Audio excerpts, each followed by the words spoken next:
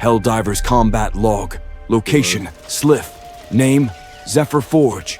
Call sign, oh boy. Operation, redacted, Meridian shield. Date, 26th of April, 2185. We had the whole squad for this one. Photon, Kraken, and myself. After some needed R&R and a few head scans, Kraken was cleared for redeployment. High Command hasn't said it outright, but it's clear they've got us running planetary evacuations now.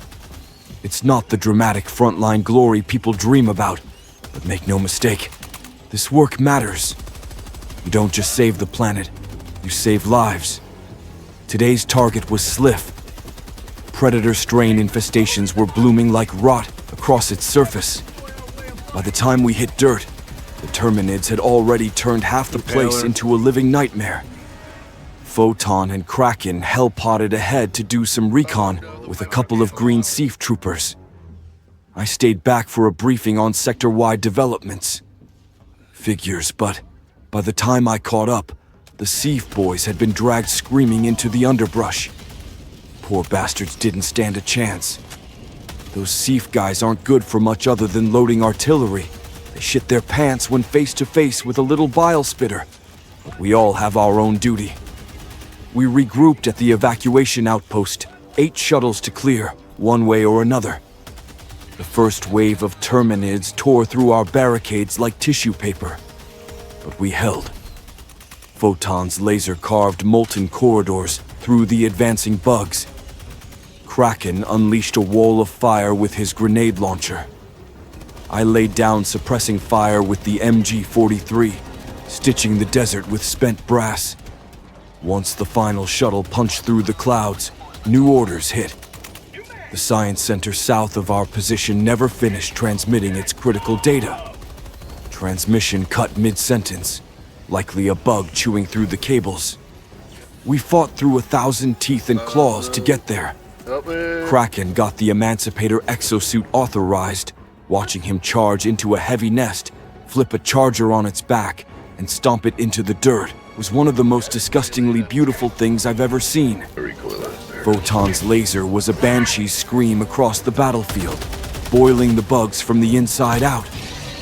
You could smell them before they hit the ground. We completed the transmission repair just in time, but the noise drew every hive for miles. The sprint to extraction was brutal. Kraken's exo lagged behind and went down about a mile short. We heard him on the comms. Guys, I got an angry parade behind me. I slammed an Eagle cluster bomb onto the beacon and held it, waiting for the right moment. Eagle 1 online, bombs away. The bugs disintegrated under the Eagle strike, but more kept coming. Bullets, beams, and orbitals rained down. Still, they surged like a living tide. Evac was late. Through the sandstorms, we saw it. A bile titan cresting the dunes. Out of options, we remembered the green Seaf boys had found something earlier. A mini nuke shell. I keyed it into the beacon. Pelican 1 screamed overhead, slamming a direct hit into the Titan's bloated skull. Seconds later, the mini nuke detonated. Everything went white. Bug parts rained down around us like confetti. Still, clusters of the bastards scrambled after us. Even as we boarded, the Pelican's hull was alive with scrabbling claws. We lifted off into the blood-red sky, broken but breathing. And those 2 green Seaf troopers who gave their all to make sure that nuke was loaded.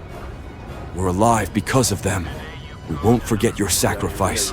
To live, to fight, to bring liberty to the stars. We do it in your name.